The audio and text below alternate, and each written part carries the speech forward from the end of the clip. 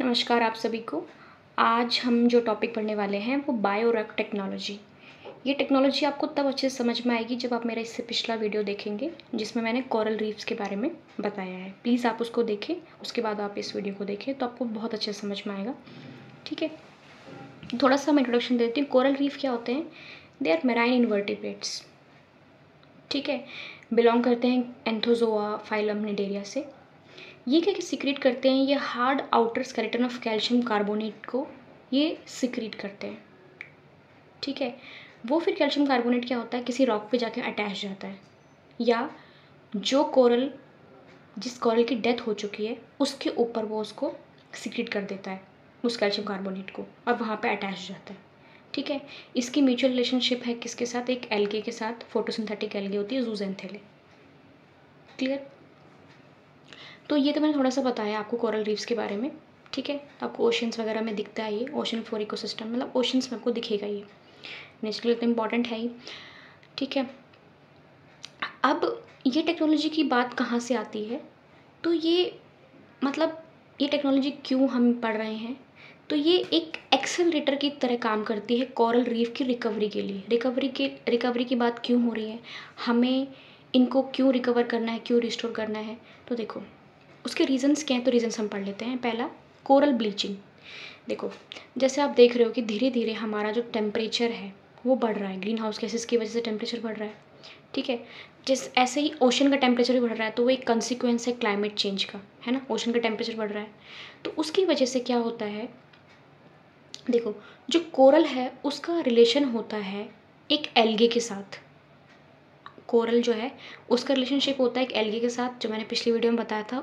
उस एल्गे का नाम है जूजेंथेले। क्लियर? एल्गे का काम क्या होता है? फोटोसिंथेसिस करना। फोटोसिंथेसिस में आपको बाय प्रोडक्ट क्या मिलता है? एक तो आपको फूड मिलता है ना, और दूसरा आपको ऑक्सीजन मिलता है। क्लियर? तो जो वो एल्गे है वो इसके टिश्यूज़ के अंदर रहती है, किसके? इस कोरल रीफ के टिश्यूज़ के अंदर, मतलब एक शेल्टर प्रोवाइड करता है ये।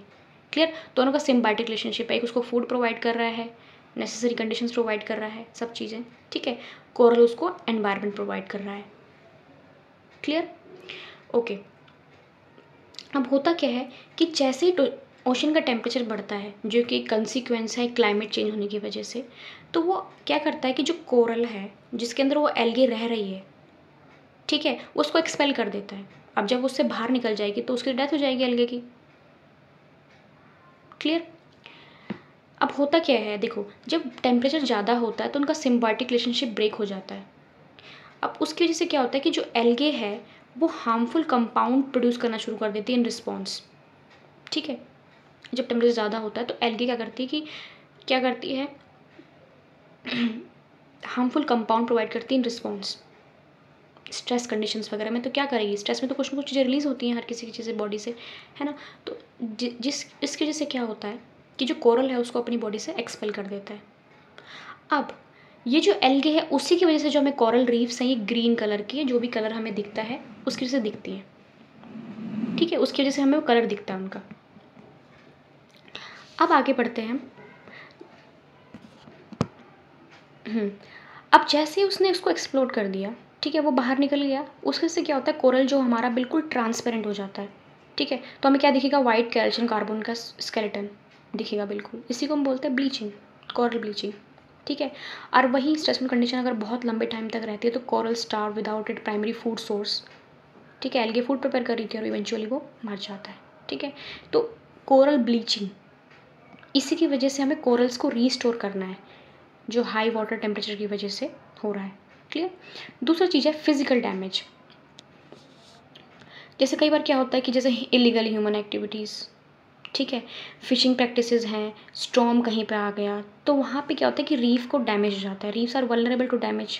ठीक है, तो ये वाली जो टेक्नोलॉजी है वो क्या प्रोवाइड करती है? एक स्टेबल, ड्यूरेबल, फास्ट ग्रोइंग एक फाउंडेशन प्रोवाइड करती है जिससे कि वो दोबारा से रैपिडली अपने को रीबिल्ड कर लेते हैं, अपने जो स्ट्रक्चरल इंटीग्रिटी है उसको दोबारा से रीस्टोर कर लेते हैं। ठीक है, तो ये तो हम रीज़न पढ़ रहे हैं कि बायो टेक्नोलॉजी का यूज मतलब क्यों हम उनको रीस्टोर करें। एक तो उनको फिजिकल डैमेज हो रहा है और दूसरा ब्लीचिंग की वजह से, कोरल ब्लीचिंग। क्लियर? आगे बढ़ते हैं।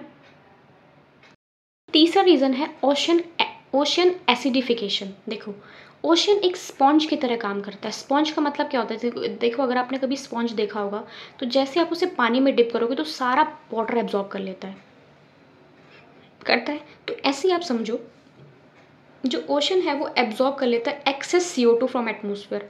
एक्सेस CO2 कैसे आता है, अगर आप देखो फॉसिल फ्यूल्स बर्न कर रहे हो या कुछ भी चीज़ आप बर्न कर रहे हो तो CO2 एक्सेस हो जाती है ना। और एक्सेस CO2 क्या है, सबसे ज़्यादा मेजर कंट्रीब्यूशन जो है वो ग्रीन हाउस गैस में कौन सी गैस का है, CO2 का ही है ना। फिर ग्लोबल वार्मिंग बढ़ रहा है, ये सब चीज़ें, ठीक है। तो ओशन क्या कर लेता है, वो जो एक्सेस CO2 है उसको एब्जॉर्ब करता है एटमॉस्फेयर से। चलो कर लिया। उसके बाद क्या होता है, जब व्हेन ये CO2 वाटर में डिजॉल्व होती है तो ये क्या बना लेती है, कार्बोनिक एसिड जो होता है। देखो मैंने रिएक्शन में लिखी है CO2 plus water that is H2CO3 carbonic acid. अब ये हाईली अनस्टेबल होता है, ठीक है। अनस्टेबल होता है तो ये ब्रेक हो जाता है किस में, H प्लस HCO3 नेगेटिव में। इसको हम बाइकार्बोनेट कहते हैं और ये H प्लस है। अब इस तरीके से अगर ये टूटता रहा तो H प्लस का जो H प्लस का कंसनट्रेशन है वो ज़्यादा होता जाएगा। H प्लस ज़्यादा होता जाएगा मतलब क्या होगा कि जो ओशन का pH है वो कैसा हो जाएगा, कम हो जाएगा। H प्लस की कंसनट्रेशन अगर ज़्यादा होगी, pH आपको क्या पता है कि it is a negative logarithm of hydrogen ion concentration, ठीक है। तो अगर H प्लस ज़्यादा होगा तो क्या हो जाएगा, pH विल बी एसिडिक, ठीक है। उसकी वजह से क्या होता है, this change reduce the amount of carbonate ion available in water, ठीक है। अब इस चेंज की वजह से क्या होता है कि reduce amount of carbonate ion जो वाटर में अवेलेबल है उसका अमाउंट कम हो जाता है।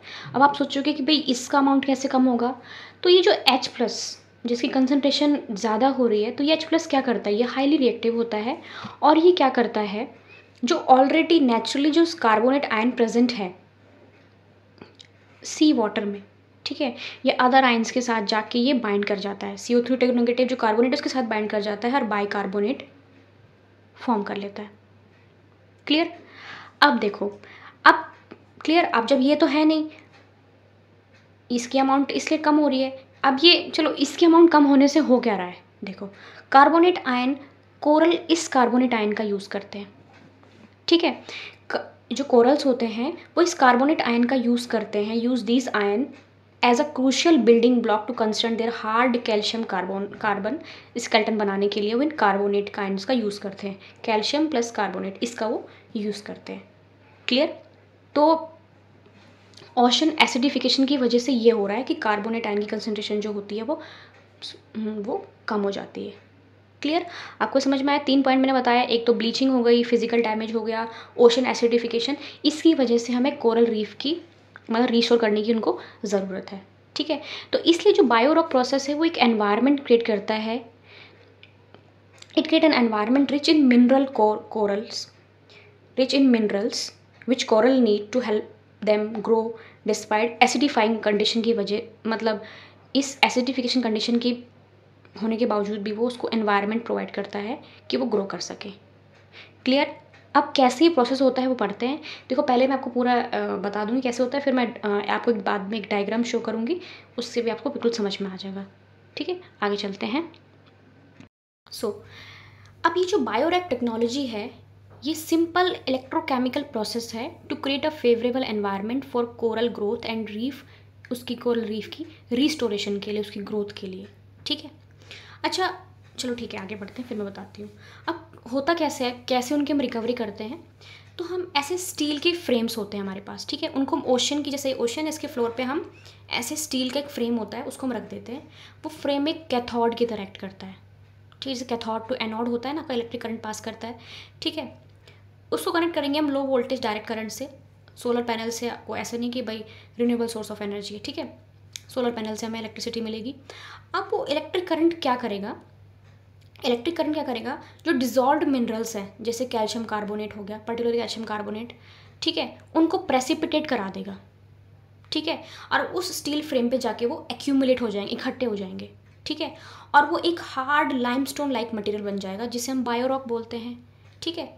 अब जो कोरल फ्रेगमेंट है हमारे, जो जैसे जैसे होता है ना कि इतनी हार्ड फिजिकल डैमेज हो गया तो फ्रेगमेंट सेपरेट हो गया कहीं पे, है ना। अब ये जो कोरल फ्रेगमेंट्स होते हैं, देखो जो कोरल के फ्रेगमेंट हैं उस स्टील फ्रेगमेंट पे, उस जो स्टील फ्रेम है वहाँ पे हम अटैच कर देते हैं, ठीक है।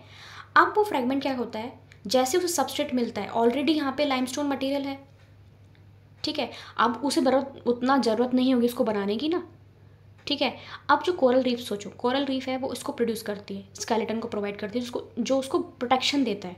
वो क्यों प्रोड्यूस कर रही है? उसको प्रोटेक्शन देता है वो, ठीक है, वो उसको प्रोटेक्शन देता है, एक फिजिकल सपोर्ट प्रोवाइड करता है उसको। अब ऑलरेडी यहाँ पे जो स्टील फ्रेम में है उसमें ऑलरेडी लाइमस्टोन अटैच है, कैल्शियम कार्बोनेट वगैरह मिनरल पहले से अटैच है, तो क्या करेगा कि उस ऑलरेडी मिल रहा है, तो आप क्या करेगा, वो अपनी ग्रोथ, रिप्रोडक्शन, बाकी चीज़ में अपना जो वो है वो टाइम लगाएगा, ठीक है। तो कोरल फ्रेगमेंट जो होता है वो attach to this new material rich substrate में अटैच हो जाएगा। क्लियर? अब आप सोचोगे कि कैसे वो प्रोड्यूस करेगा, प्रोडक्शन वगैरह करेगा, ठीक है। ऐसे कोई कैसे हो सकता है कि कोई टुकड़ा उठा के कहीं पर रख दिया और वो, ठीक है। तो अगर आपको पता होगा जो कोरल्स होते हैं वो एसेक्सुअल रिप्रोडक्शन करते हैं, मतलब जैसे कि कोई भी फ्रेगमेंट है पेरेंट कॉलोनी, उससे नया फ्रेगमेंट अगर उसे रिच वो सबस्ट्रेट मिला तो वो दूसरा जनरेट कर लेता है उससे। क्लियर? तो ये इनमें सेक्सुअल रिप्रोडक्शन नहीं होती है, इसमें एसेक्सुअल फॉर्म ऑफ रिप्रोडक्शन, जैसे बर्डिंग वगैरह हो गया, ऐसे फ्रेगमेंटेशन है, तो ठीक है। तो फ्रेगमेंटेशन एक फॉर्म है एसेक्सुअल रिप्रोडक्शन का, तो कोरल वैसे रिप्रोडक्शन करते हैं, ठीक है। तो उन्हें सबस्ट्रेट मिल गया, अगर उसे कहीं पे, तो coral fragment attach to this new mineral rich substrate और वो ग्रो कर जाते हैं। Clear? The electric field create a micro environment with a lower acidity.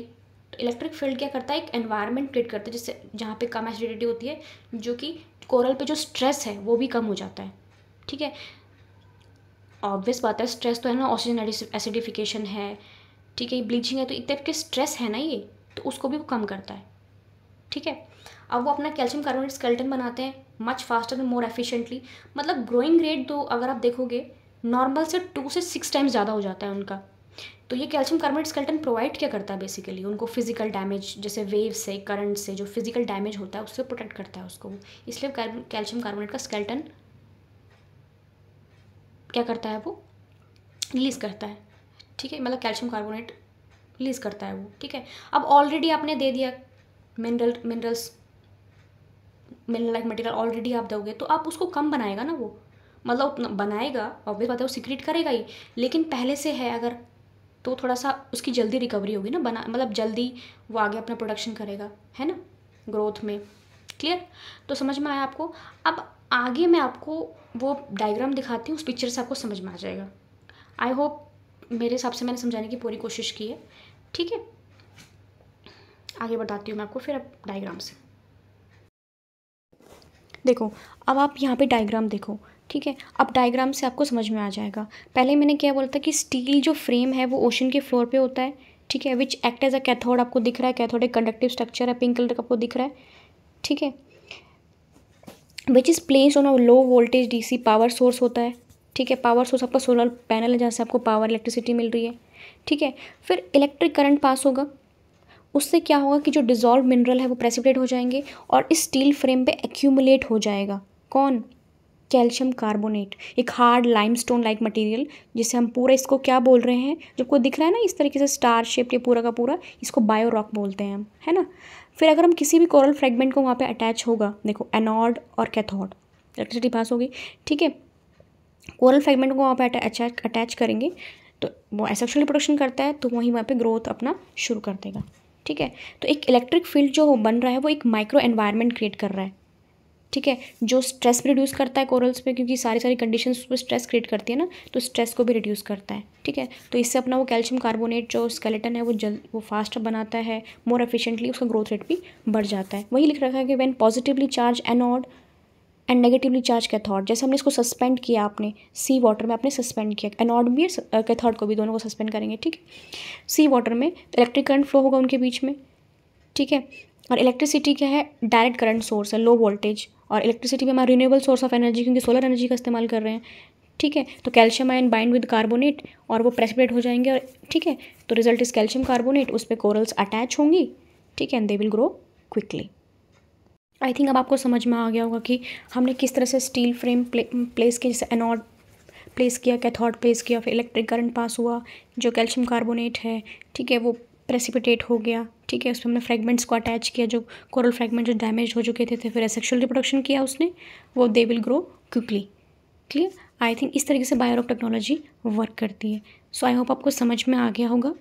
सो अगर आपको समझ में आ गया तो please like share, do mention in comments आपको कैसा लगा video. Thank you so much for watching the video and have a good day. Please इस वीडियो को देखने से पहले कोरल रीफ देख लीजिएगा, फिर आपको अच्छे से समझ में आ जाएगा। Thank you so much.